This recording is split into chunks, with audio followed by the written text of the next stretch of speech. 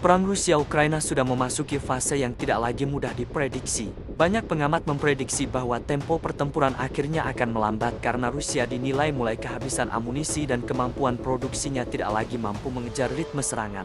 Secara teori, intensitas rudal dan artileri Rusia seharusnya turun drastis. Namun apa yang terjadi justru sebaliknya. Serangan Rusia tetap deras, rudal masih menghantam berbagai wilayah Ukraina setiap pekan, dan tidak ada tanda-tanda bahwa Moskow mulai kehabisan nafas. Ketika banyak pihak bingung bagaimana Rusia bisa mempertahankan tekanan sebesar ini, perlahan terungkap satu faktor yang selama ini bergerak di balik layar.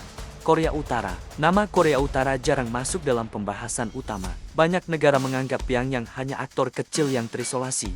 Namun ternyata dari negeri tertutup itulah Rusia menerima bantuan militer yang masif. Amunisi baru, rudal baru, sampai kehadiran personel yang terlatih, semuanya mengalir dari Pyongyang ke Moskow. Dan dukungan ini bukan bantuan kecil atau simbolis. Inilah elemen yang nyata-nyata membuat perang terus berjalan tanpa arah penyelesaian. Dukungan Korea Utara bahkan disebut menjadi salah satu faktor yang menentukan ritme pertempuran, membuat Rusia tetap agresif meski banyak pihak memperkirakan sebaliknya. Situasi berubah drastis sejak Juli tahun 2024. Ketika kedua negara menandatangani fakta pertahanan bersama. Sebelum kesepakatan ini muncul, hubungan militer Rusia dan Korea Utara cenderung tersembunyi, sekadar rumor tanpa pengakuan resmi. Namun setelah fakta itu diteken, semuanya bergerak lebih terbuka. Kedua negara sepakat saling membantu jika salah satu mendapatkan ancaman. Dengan perjanjian itu, pintu kerjasama militer besar-besaran terbuka lebar, dan Rusia langsung memanfaatkan momen ini untuk memindahkan fokusnya ke suplai senjata dari Korea Utara dalam jumlah yang mencengangkan. Dampaknya langsung terlihat. Banyak analis memperkirakan bahwa kini hampir setengah pasukan artileri dan amunisi Rusia berasal dari Pyongyang. Itulah alasan mengapa Rusia tetap mampu mempertahankan gempuran meski industri militernya sendiri cukup kewalahan menghadapi permintaan perang jangka panjang. Di sisi lain, Korea Utara memperoleh keuntungan strategis yang tidak ternilai, kesempatan untuk menguji dan mengembangkan senjata mereka di medan perang modern, sesuatu yang tidak akan pernah bisa mereka lakukan tanpa konflik ini. Setiap data pertempuran yang kembali ke Pyongyang menjadi bahan untuk memperkuat kemampuan militer mereka di masa depan. Salah satu senjata yang paling banyak dikirim adalah rudal balistik KN-23, yang sering disebut sebagai kembaran Iskander Rusia. Rudal ini memiliki jangkauan yang terus berkembang dari 240 km hingga mencapai sekitar 450 km. Dengan kecepatan tinggi, profil terbang rendah, dan kemampuan manuver ekstrem, KN-23 menjadi mimpi buruk bagi sistem pertahanan Ukraina. Rekaman di medan perang memperlihatkan bagaimana rudal ini melesat seperti meteor dan menghantam target dengan akurasi tinggi. Sepanjang 2024 saja, Rusia sudah menembakkan puluhan unit KN-23, dan memasuki awal 2025 jumlah rudal yang dikirim Korea Utara mencapai ratusan. Jumlah yang cukup untuk mengubah dinamika pertempuran.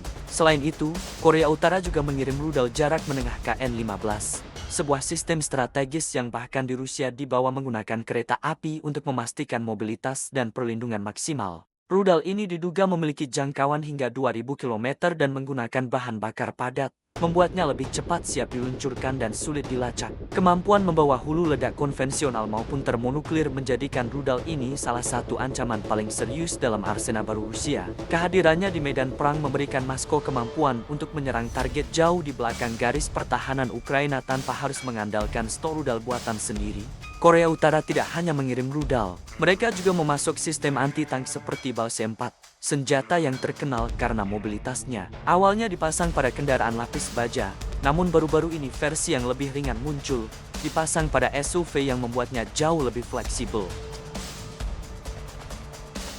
Keberhasilan Balse-4 di medan perang menjadi bukti bahwa Korea Utara tidak hanya mengirim barang lama, tetapi juga teknologi yang terus mereka kembangkan. Tidak berhenti di situ, Pyongyang juga mengirim meriam artileri kelas berat M89 Koksan, senjata kaliber 170 mm yang terkenal karena jangkauannya yang luar biasa jauh. Dengan peluru bantuan roket, meriam ini mampu menembakkan amunisi hingga 60 km, sebuah jangkauan yang bahkan banyak artileri modern masih sulit menandinginya. Rusia menerima lebih dari 100 unit sistem ini, lengkap dengan personel Korea Utara yang membantu pelatihan dan operasi tempur terbatas. Dengan Koksan, Rusia bisa menyerang dari jarak yang sangat aman tanpa harus mengambil risiko dibalas oleh artileri Ukraina. Hujan roket yang dilepaskan sistem-sistem ini menciptakan tekanan psikologis yang besar dan memaksa pasukan Ukraina untuk terus bergerak, karena berhenti terlalu lama berarti terkena serangan mendadak. Dalam perang modern, serangan saturasi seperti ini sangat efektif untuk membuka celah bagi pasukan darat. Tidak sedikit pula laporan yang menyebutkan bahwa Rusia menerima senapan mesin Type 73 dari Korea Utara. Senjata ini unik karena memiliki dua sistem pengumpanan amunisi sekaligus, bisa menggunakan sabuk maupun magazin AK. Dengan desain tahan banting dan fleksibel, Type 73 menjadi pilihan yang cocok untuk unit Rusia yang membutuhkan suplai senjata dalam jumlah besar dengan pemeliharaan yang minimal.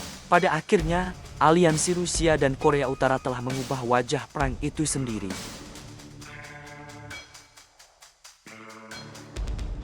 Perang yang sebelumnya diprediksi akan melemah kini justru memasuki fase baru yang lebih gelap, lebih agresif, dan jauh lebih tidak terduga. Jika kerjasama ini terus berlanjut, maka bukan hanya Ukraina yang akan merasakan dampaknya. Dunia harus bersiap menghadapi perubahan besar dalam peta kekuatan militer global. Korea Utara yang dulunya dianggap negara tertutup kini tiba-tiba memiliki panggung untuk memamerkan senjata mereka kepada dunia. Rusia, yang sebelumnya diperkirakan akan kesulitan bertahan, kini mendapat napas baru yang bisa membuat konflik ini berlangsung lebih lama. Dan yang paling berbahaya, kedua negara kini memiliki alasan saling bergantung, menciptakan hubungan baru yang bisa mengguncang stabilitas geopolitik internasional. Konflik ini bukan lagi sekadar perang antara dua negara. Ini sudah menjadi panggung uji coba teknologi militer, arena pertarungan kepentingan global, dan sarana bagi negara-negara tertentu untuk memperluas pengaruhnya dengan cara yang tidak pernah diduga sebelumnya. Dengan situasi yang semakin rumit, dunia hanya bisa menunggu sambil berharap bahwa perang ini tidak berubah menjadi konflik yang lebih besar lagi. Karena selama aliran senjata dan persenjataan terus mengalir ke Rusia, tanda-tanda perdamaian seakan makin sulit ditemukan.